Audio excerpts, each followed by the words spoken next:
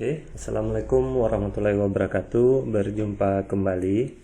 Kali ini kita berada pada sebuah rangkaian seri pembelajaran tentang dasar-dasar manajemen. Di video kali ini kita akan membahas hal yang sebenarnya sangat sederhana, tapi karena saking sederhananya banyak yang lupa atau tidak tahu. Kita akan membahas mengenai pengertian manajemen.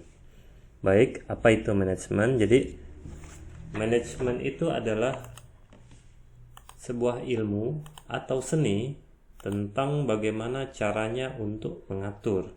Apa yang kita atur yaitu sumber daya secara efektif dan efisien untuk bisa mencapai tujuan. Jadi kalau kita lihat dari pengertian manajemen ini ada beberapa poin-poin penting yang menjadi dasar dari pengertian manajemen itu sendiri. Kita akan bahas satu persatu ya.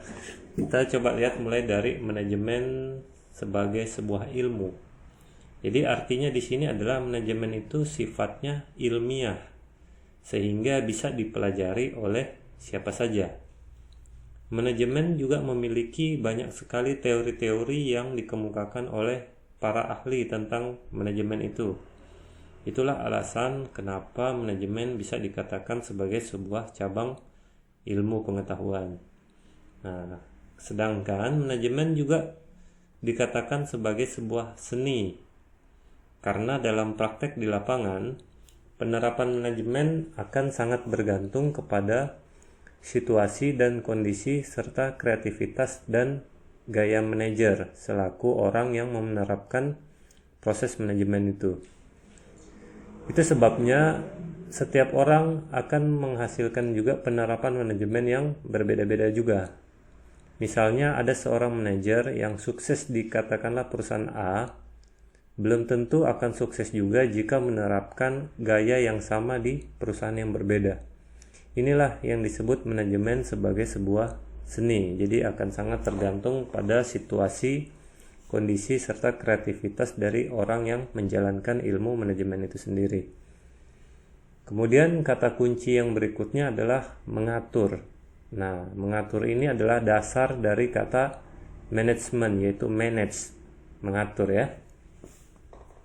Nah, untuk mengatur ini diperlukan sebuah rangkaian proses. Jadi butuh sebuah rangkaian proses mulai dari merencanakan, kemudian mengorganisasikan, mengarahkan, dan melakukan pengawasan.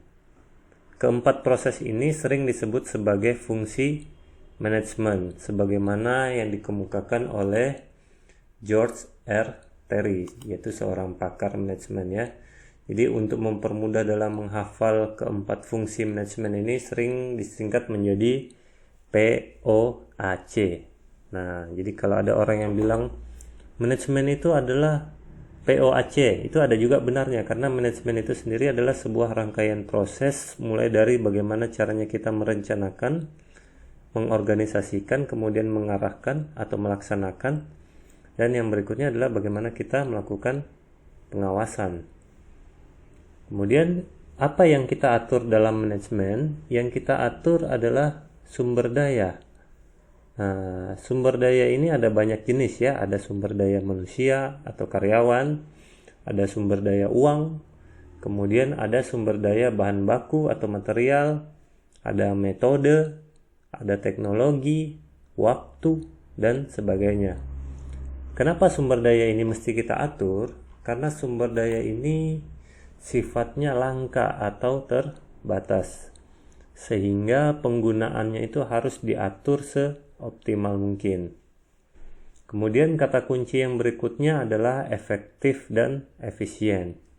Jadi efektif ini berkaitan dengan pencapaian hasil atau tujuan, sedangkan efisien ini kaitannya dengan penggunaan sumber daya untuk bisa apa? Yaitu mencapai tujuan.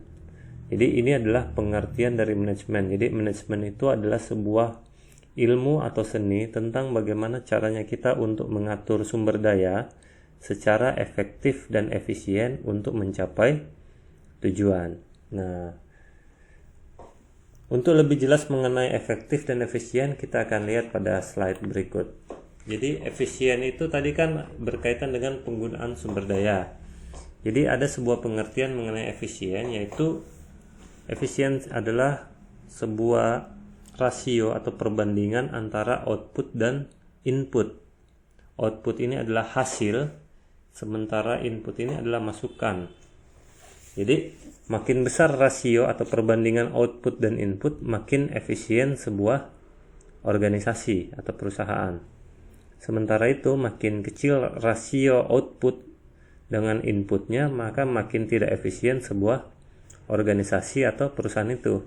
Kita lihat contohnya sebagai berikut. Misalnya ada seorang tukang roti atau sebuah toko roti di mana memiliki 2 orang karyawan dan dapat menghasilkan 100 potong kue atau roti setiap harinya.